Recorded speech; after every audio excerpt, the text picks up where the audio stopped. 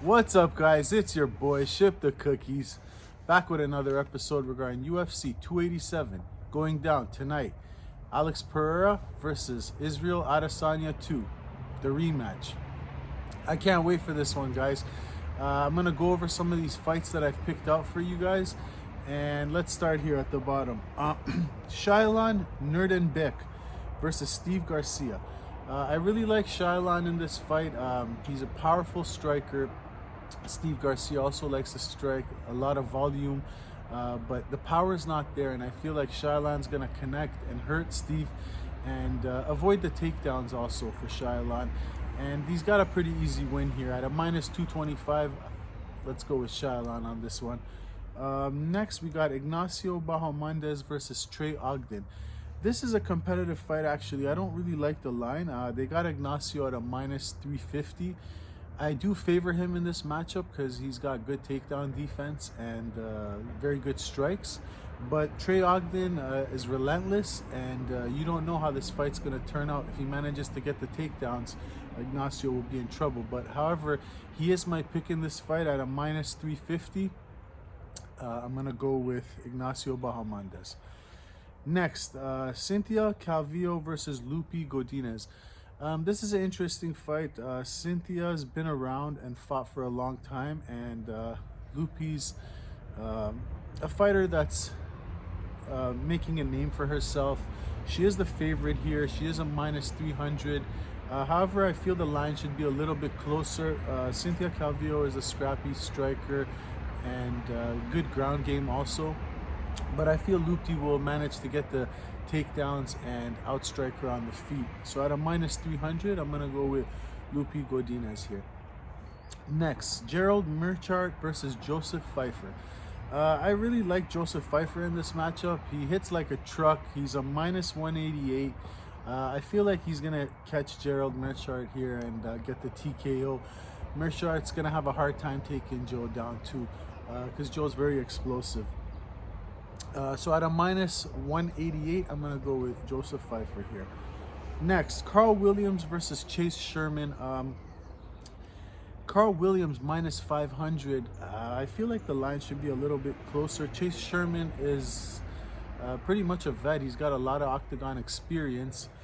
So you can't count him out. He's got a good chin also. So at a minus 500, Carl Williams, I think he'll get the job done via TKO.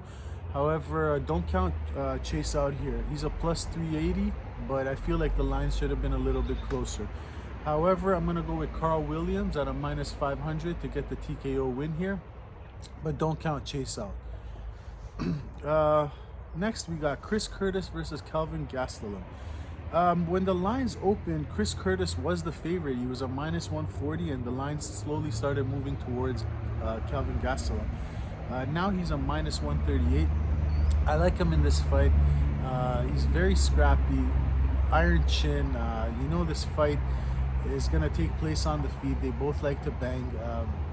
However, I feel like Gastelum's got to mix it up. Takedowns and the strikes. He's got the experience. And let's just hope that he shows up to this fight, because I feel like if he shows up, he's got this win. At a minus 138, I'm going to go with Kelvin Gastelum here. Next, Raul Rosas Jr. versus Christian Rodriguez. Raul Rosas, 18 years old, a very huge prospect coming into the UFC. He is a minus 250 here. I do like his style in this matchup. He's relentless, and he's going to give Christian Rodriguez problems mixing it up with the strikes and the takedowns. So at minus 250, I'm going to go with Raul Rosas via decision or ground and pound TKO. Next, Kevin Holland versus Santiago Ponzinibbio. This is an interesting fight. Kevin Holland minus 250 here. Santiago plus 200. You know what? I like Santiago in this fight. He's a plus 200, but this guy's been counted out a bunch of times, and he's come back strong. He's a good striker. Good takedowns and good grappling. Same as Kevin Holland, very scrappy. But Kevin Holland sometimes lacks the volume of strikes, and Ponzinibbio, he puts out a lot of volume. So he is also tough. So I feel like this fight's gonna go the distance, and I feel like Santiago at a plus 200 here. He's got a good shot here to win via decision, outpointing Kevin Holland. So let's see what happens. Kevin Holland's very scrappy, minus 250. I don't like that line on him.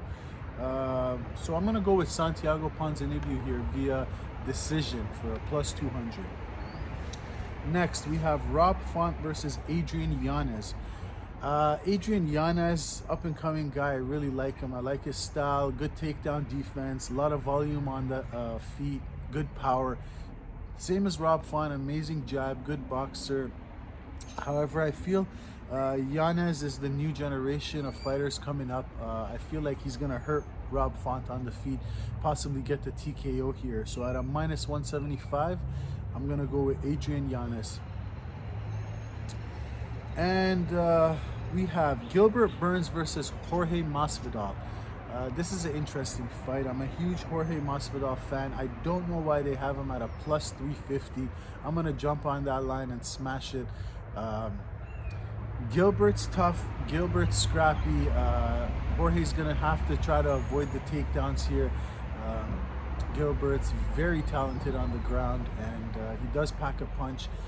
But I feel like Jorge's going to be able to keep the fight on the feet and somehow land that big shot.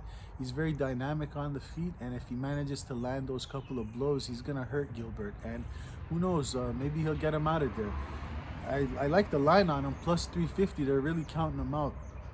He does have a really good chin. I know he got knocked out by Kamaru, but that was a clean, powerful right hand. So anyone will get knocked out with that shot.